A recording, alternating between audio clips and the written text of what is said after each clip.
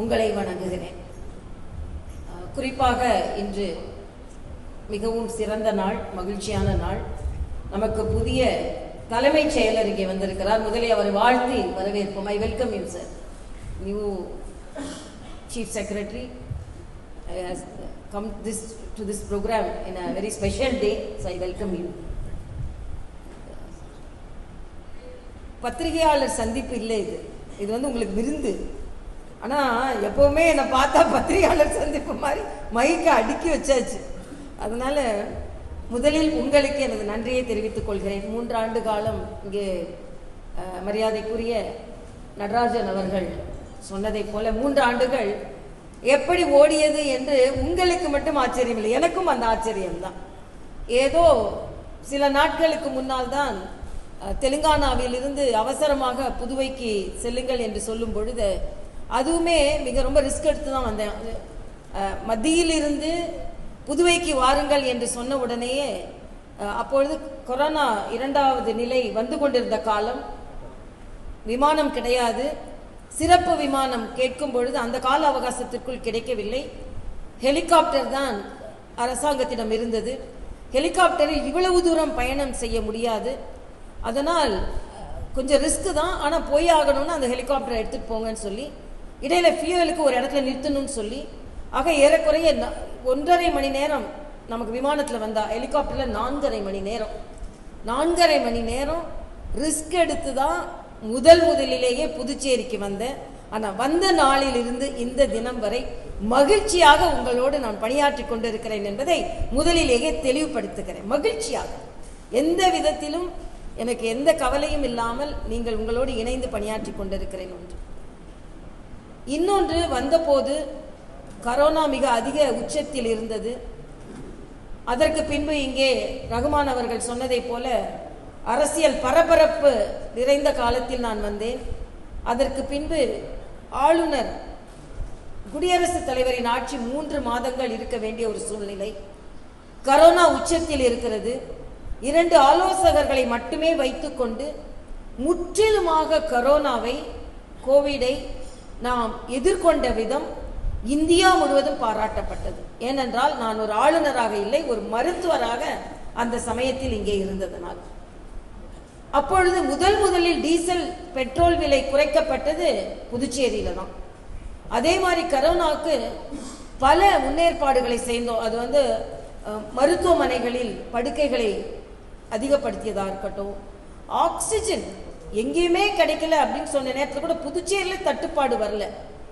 நமக்கு காரைக்கால் வரைக்கும் போய் அங்கே ஆக்சிஜன் சரியா இருக்கான்னு நேரடியாக நானே சென்று பார்த்தேன். அதே மாதிரி மருத்துவ பணியாளர்களை ஊக்கப்படுத்துவதற்கு அவர்களுக்கு நாம் எல்லா உதவியும் செஞ்சோம்.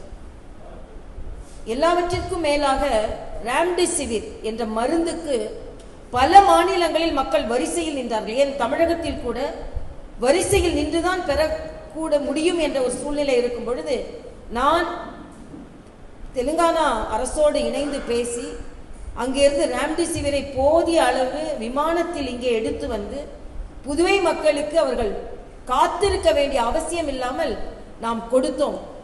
அதே மாதிரி தடுப்பூசி சில இடங்களில் தட்டுப்பாடு இருக்கும் பொழுது புதுவையில் தட்டுப்பாடு இல்லாமல் தடுப்பூசி கொடுத்தது மட்டுமல்லாமல் நாம் வந்து தெருவாக இறங்கி அவர்கள் தடுப்பூசி போட்டுக்கொள்ள வேண்டும் என்பதை எல்லாம் சொன்னோம். ஏன்னா ஒரு சின்ன உதாரணம் சொல்ல வேண்டும் என்பதை தான் எனது கடமை, இதை சொல்லித்தான் ஆக வேண்டும் என்பதில்லை. அதனால் நான் உங்களை எல்லாம் சந்தித்தது மகிழ்ச்சி. மிக்க நல்ல விருந்து காத்திருக்கிறது. ஆனால் ஒரே ஒரு மகிழ்ச்சியை எப்படி பகிர்ந்து கொள்வேனோ அதே போல சில சங்கடங்களையும் நான் பகிர்ந்து கொள்கிறேன். ஒன்று, ரகுமான் சொன்னது மாதிரி நாங்கள் வந்து நடுநிலையாளர்கள், நாங்கள் உங்களுக்கு ஆதரவான கருத்தையும் போடுவோம், எதிரான கருத்தையும் போடுவோம். அதில் நான் ஒரு அரசியல்வாதியாக இருந்து ஆளுநராக வந்த என்பதில் நான் எப்பொழுதுமே அந்த காழ்ப்புணர்வை ஏற்றுக்கொள்வதில்லை.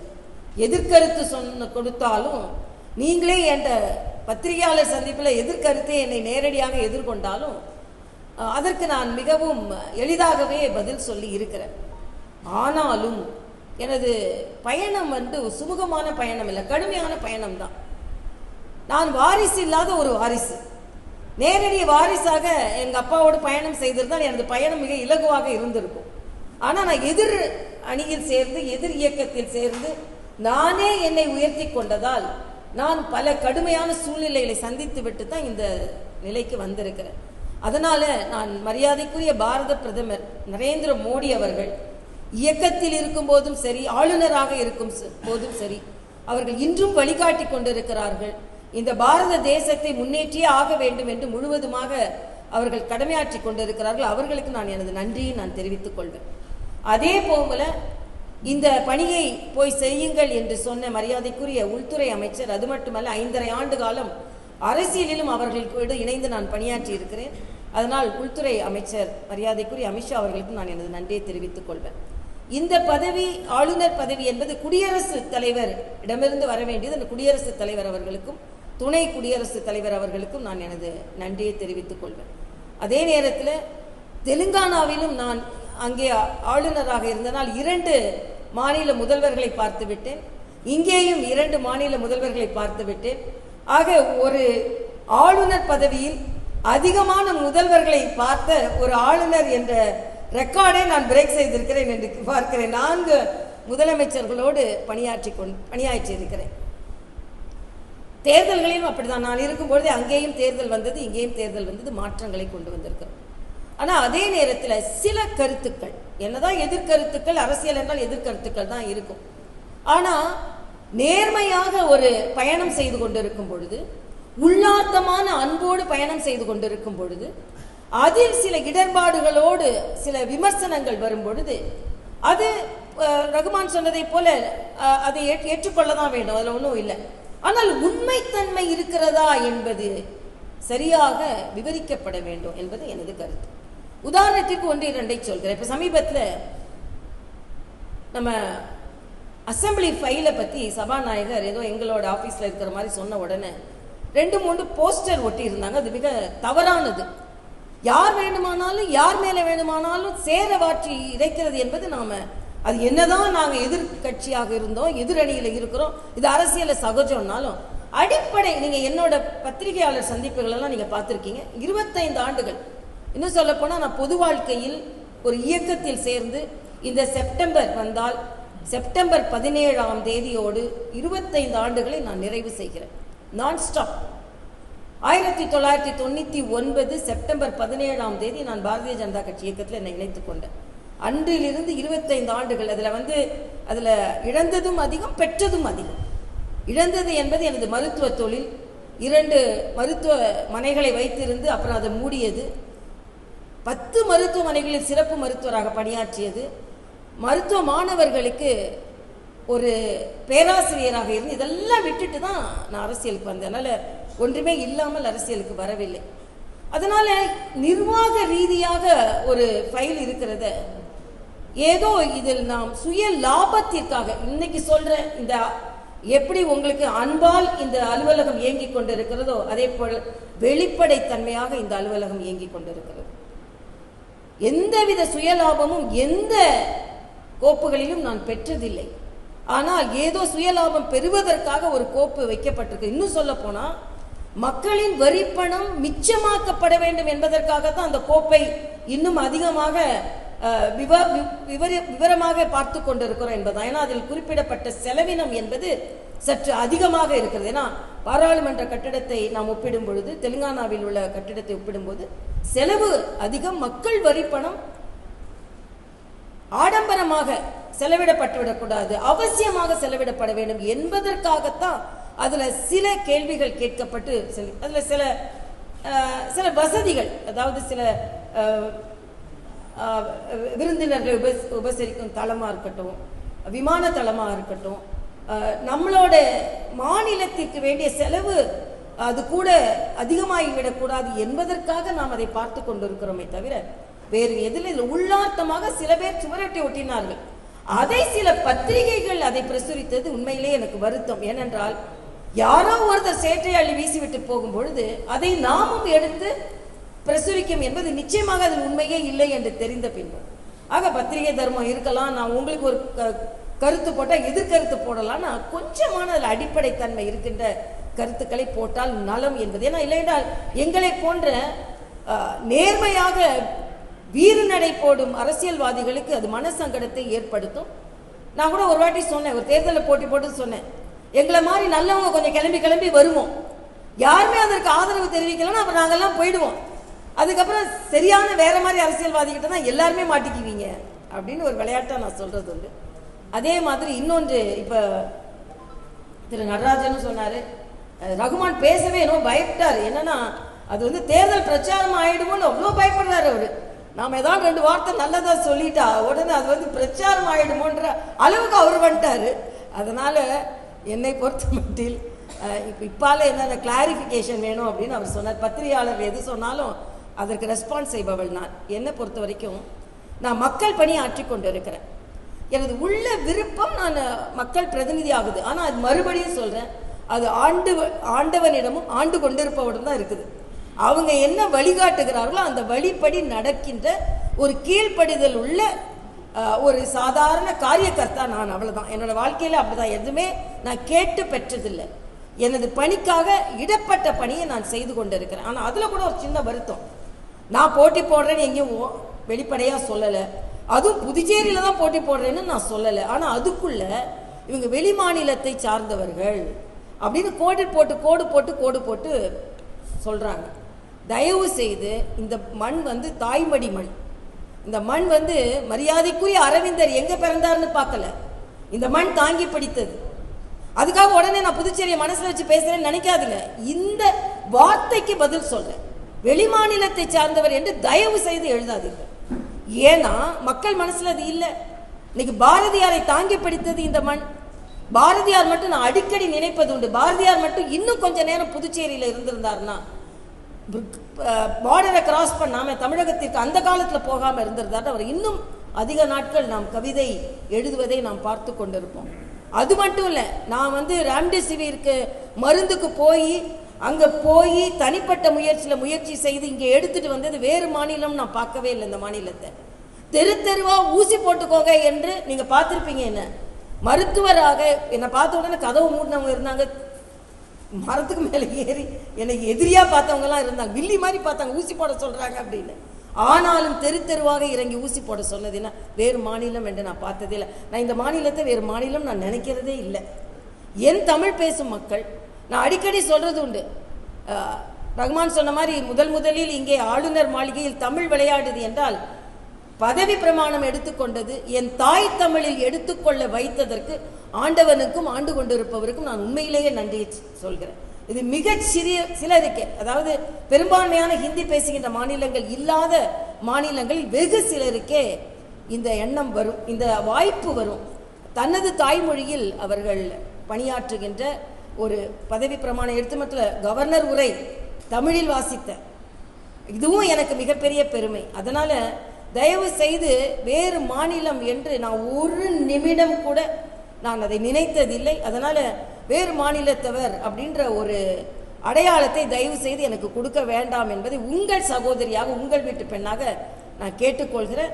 வேறு எந்த பிரச்சனைனாலும் நான் வந்து நிறைய விஷயங்கள் இன்னைக்கு வந்து 10% அரசாங்க பள்ளியில் படித்த குழந்தைகளுக்கு நம்ம இடஒதுக்கீடு கொடுத்ததாக இருக்கட்டும், மரியாதைக்குரிய முதலமைச்சர் அவர்கள் அது பெண் குழந்தைகளுக்கு 50,000 திட்டமாக இருக்கட்டும், ஆயுள் காப்பீடு திட்டமாக இருக்கட்டும், மத்திய அரசின் நல்ல திட்டங்களை மக்களுக்கு எடுத்துக்கொள்வதாக இருக்கட்டும். இன்னைக்கு இணையதளத்தில் ஒரு செய்தி வருது, கேரளாவில் வாட்டர் பெல்னு ஒன்று அடிக்கிறாங்க, எல்லாரும் தண்ணி குடிக்கிறாங்க, இது இந்தியாவிலேயே முதல் முறை அறிமுகப்படுத்தப்பட்டது என்று இணையதளத்தில் வருகிறது.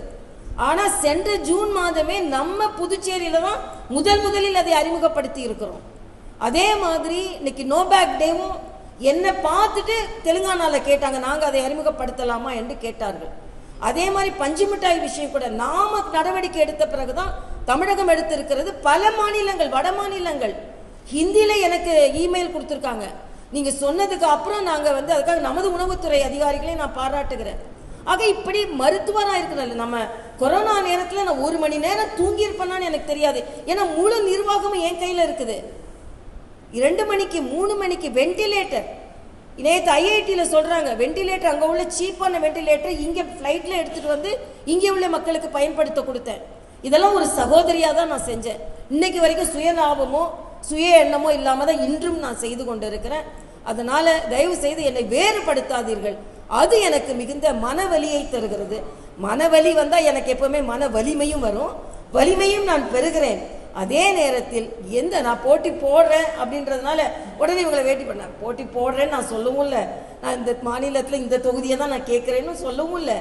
மறுபடியும் சொல்கிறேன், எனக்கு என்ன வழிகாட்டுதல் வருகிறதோ அந்த வழிகாட்டுதல் படி நான் நடப்பேன் என்பதை தான் நான் திருப்பி உங்களுக்கு சொல்ல முடியும். அதனால என்னோடு பயணித்து கொண்டிருப்பவர்கள், என்னோடு பயணிக்க கூடியவர்கள், இன்னும் பயணிக்க போகிறவர்கள் நீங்கள் என்ற வகையில் உங்கள் அனைவருக்குமே எனது வாழ்த்துக்களை தெரிவித்து, பத்திரிகையாளர்கள் யார் என்ன பிரச்சனை, இப்போ ரகுமான் சொன்ன மாதிரி மருத்துவமனையை இன்னும் நான் விரிவுபடுத்தணும்னு ரொம்ப ஆசை. ஆனால் சில நேரங்களில் டிஎம்எஸ் போன்றவர்கிட்ட எனக்கு சற்று கோஆப்ரேஷன் குறைவாக தான் கிடைச்சதுன்னு நான் நினைக்கிறேன். ஏன்னா ஒரு மருத்துவர் என்ற முறையில் முதலில் மருத்துவமனை இன்னும் விரிவுபடுத்த வேண்டும், இன்னும் நவீனப்படுத்த வேண்டும் என்று பல ஆலோசனைகளை சொன்னேன். இன்னும் சொல்ல போனால் டிஎம்எஸ்ஏ டிஎம்இ டிஎம்எஸ்ன்னு பிரிக்கணும்னு சொன்னேன் நான். ஏன்னா எஜுகேஷனுக்கு ஒருத்தர் இருக்கணும், சர்வீஸ்க்கு ஒருத்தர் இருக்கணும். அட்மினிஸ்ட்ரேஷன்ல நிறைய விஷயங்கள் சுகாதாரத்துறையில கொண்டு வரணும் என்று பல கூட்டங்கள் போட்டு இருக்கிறேன். இதுல இன்னும் கொஞ்சம் ஒத்துழைப்பு கிடைத்திருந்தால் இன்னும் நான் மருத்துவத்துறையை இன்னும் மேம்படுத்த வேண்டும் என்றும் நான் நினைத்து கொண்டிருக்கிறேன். இன்னும் பல துறைகளில் மருத்துவ இனங்கள் புதுச்சேரிக்கு ஒருத்தர் வந்துட்டாங்கன்னா எந்தவித இடையூறும் இல்லாமல் பார்த்தீங்கன்னா ஜிப்மர்ல மக்கள் மருந்தகம் திறந்தோம். மக்கள் மருந்தகம் ஒரு டாக்டரா சொல்ற மிகப்பெரிய வாய்ப்பு, பிரதமர் ஏற்படுத்தி கொடுத்த மிகப்பெரிய வாய்ப்புல மக்கள் மருந்தகம் ஒன்று. ஏன்னா வெளியே 10 ரூபாய்க்கு கிடைக்கிற மருந்து அங்கே 1 ரூபாய்க்கு கிடைக்குது. ஸோ இதெல்லாம் நம்ம பார்த்து பார்த்து பார்த்து எனக்கு இன்னைக்கு வரைக்கும் 100 ஸ்கூலுக்கு மேலே நான் விசிட் பண்ணியிருப்பேன். காரைக்காலுக்கு அடிக்கடி போயிருக்கேன், காரைக்கால் மக்களையும் நான் பார்க்குறேன். ஏனத்துக்கு போனேன், மாகேக்கு போயிருக்கேன்.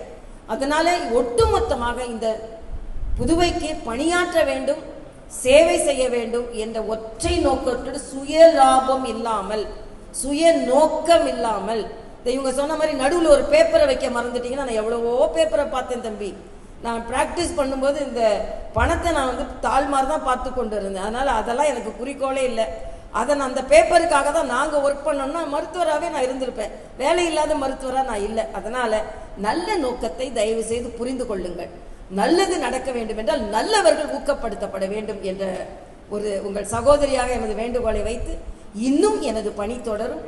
எவ்வளவுக்கு எவ்வளவு இந்த பகுதிக்கும் இந்த துணைநிலை மாநிலத்திற்கும் புதுவைக்கும் பணியாற்ற முடியுமோ அந்த அளவிற்கு பணியாற்றுவேன் என்றும் அதற்கு உங்கள் சகோதரியாக என்று சொல்லி, உங்களிடம் வேறு ஏதாவது கோரிக்கை வந்தால் கூட அதை அப்படியே நிறைவேற்றுவேன் என்று சொல்லி உங்களிடமிருந்து விடைபெறுகிறேன். நன்றி, வணக்கம். எல்லாரும் சுவையா சாப்பிடலாம் வாங்க, அவ்வளவுதான்.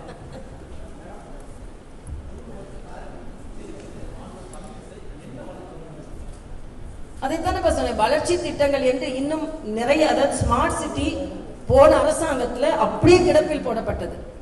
ஸ்மார்ட் சிட்டி என்பது வளர்ச்சி திட்டங்களுக்கான ஒரு மிகப்பெரிய குறியீடு. அதுல நிறைய விஷயங்களை நாம் இன்று செய்து கொண்டிருக்கிறோம். அதே மாதிரி இன்னும் நாம் தொழிற்சாலைகளை கொண்டு வருவதற்கும் முதலில் மக்களுக்கான அடிப்படை வசதிகளை நாம் மேம்படுத்தி கொண்டிருக்கிறோம். தமிழிசை மட்டும் செய்ய முடியாது, அரசாங்கம் செய்ய வேண்டும். அரசாங்கம் அதுக்கு பல திட்டங்களை, ஐடி பார்க்குக்கு நாங்கள் முழுமையாக ஒரு கூட்டம் போட்டு முடித்திருக்கிறோம். சுற்றுலாத்துறையை மேம்படுத்துவதற்காக நான் இப்போ சமீபத்தில் மரியாதைக்குரிய உள்துறை அமைச்சரை பார்க்கும் பொழுது road map for the progress of Puducherry என்று எனது கனவு திட்டத்தை நான் கொடுத்திருக்கிறேன்.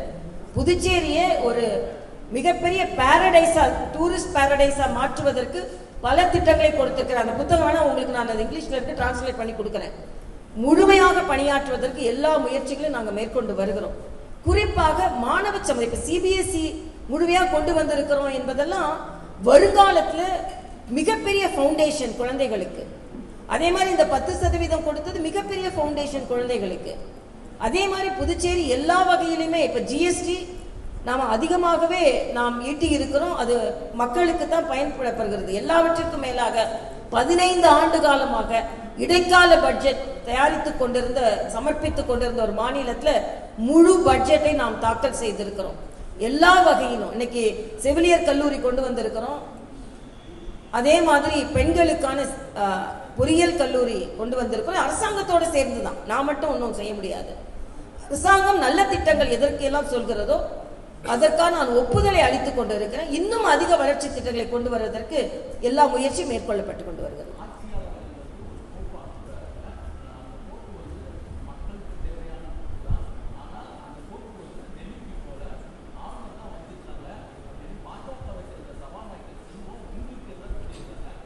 இல்லை அதுக்கு நான் சொல்லிட்டேன், அதுக்கு நான் பதில் சொல்லிட்டேன். பாஜகவை சார்ந்த சபாநாயகர் செல்வம் சொன்னாரா, யார் சொன்னார் இல்லை, அதை நான் தெளிவுபடுத்தி விட்டேன். அதாவது இது யார் வேணாலும் விமர்சனம் செய்யலாம், என்ன செய்யலாம், நான் இதை தெளிவுபடுத்தினேன். தயவு செய்து அதை தவறாக முன்னிறுத்தாதீர்கள் என்பதுதான். அதுல செலவினே ஒரு சின்ன சந்தேகம் இருக்கு. அதுல குறிப்பிட்ட செலவு, இவ்வளவு செலவு வேணுமா நமக்கு இந்த மாநிலத்திற்கு, இந்த மாநிலத்திற்கு இன்னும் நிறைய வளர்ச்சி திட்டங்கள் வரும் பொழுது இந்த அளவுக்கு செலவு வேணுமா, இதை விட இன்னும் கொஞ்சம் நம்ம பட்ஜெட்ல அந்த அளவுக்கு பட்ஜெட்டை நம்ம அதில் போட்டோம்னா வேற வளர்ச்சி திட்டங்கள் கொண்டு போகலாமா அப்படின்ற சில யோசனைகள், சில பரிமாற்றங்கள் தான். எதுவுமே வேணான்னு சொல்லலை. அதில் கட்டுமான பணியில சில சந்தேகங்கள் இருந்தது.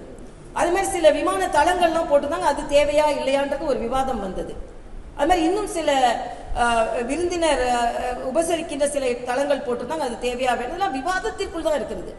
ஒரு திட்டம் போடும் பொழுது அந்த திட்டம் முழுமையாக வேணுமா, நான் மட்டும் விவாதிக்கல, அதிகாரியிடம் வந்திருந்தது, உள்துறை அமைச்சர்கிட்ட சில கேள்விகள் கேட்கப்பட்டது. அதற்காக நாங்கள் அதற்கு பதிலை கொடுத்து கொண்டிருக்கிறோம். அதனால சபாநாயகர் வெளிப்படையா சொன்னது தவறா சரியா நான் சொல்ல முடியாது. பட் என்னது எக்ஸ்பிளனேஷனை சொல்லிட்டேன், அவ்வளவுதான். எல்லாத்துக்குமே நிர்வாகம் என்று இருக்கு, நிர்வாகம் என்று இருக்கு. இந்த நிர்வாகத்துக்கு எவ்வளவு நேரம் கோப்புக்கு நேரம் எடுத்துக்கொள்ள வேண்டும் என்பது எங்களுக்கும் இருக்கு. அதனால அதை வச்சு உள்நோக்கம் கற்பிக்க கூடாது, உள்ளர்த்தம் கற்பிக்க கூடாது என்பது எனது கருத்து. போதுப்பா தம்பி, போது. என்னப்பா? இல்ல மத்திய அரசு தரல, அது நம்ம இப்ப டிபிடி கொடுத்து கொண்டு இருக்கிறோம். ஓகே, இது இந்த ஆட்சியில மட்டும் இல்ல, இதற்கு முந்தைய ஆட்சியிலையும் கூட டிபிடி தான் கொடுக்கப்பட்டு கொண்டு இருக்கிறது. இதுக்கு நிர்வாக ரீதியாக இன்னும் அதுல டிஸ்கஷன்ல தான் இருக்கு. நம்ம ரேஷன் கடை திறக்கவே முடியாதுன்னு சொல்லல, ஆனா இதற்கு முன்னால உள்ள முதலீடு, அந்த முதலீடு எப்படி அந்த நிர்வாக ரீதியாக அது சரி செய்யப்பட முடியும், ஆக நம்ம பட்ஜெட்ல அதுக்கு எவ்வளவு ஒதுக்க முடியும், அந்த நிர்வாக ஒதுக்கீடை முடிச்ச பிறகு தான் நம்ம ரேஷன் கடனை திறக்க முடியும். ஆனா அந்த ரேஷன் கடை திறக்கிறதுக்கு நம்ம இப்போ அரிசிக்கு டிபிடி கொடுத்துடுறோம். அப்படி அரிசி இல்லாம உள்ளதுக்கு தான் அது மாநிலத்தில் உள்ள அரிசி அப்படி கொடுக்கலாமான்னு விவாதத்துல இருக்கு. அதனால இது நிர்வாக ரீதியாக அதுல பல சிக்கல்கள் இருக்கிறதுனாலதான் அதை உடனே திறக்க முடியலையே தவிர, ஆனா மக்களுக்கு சென்றடைய வேண்டியது சென்று கொண்டு இருக்கிறது என்பது எனது கருத்து.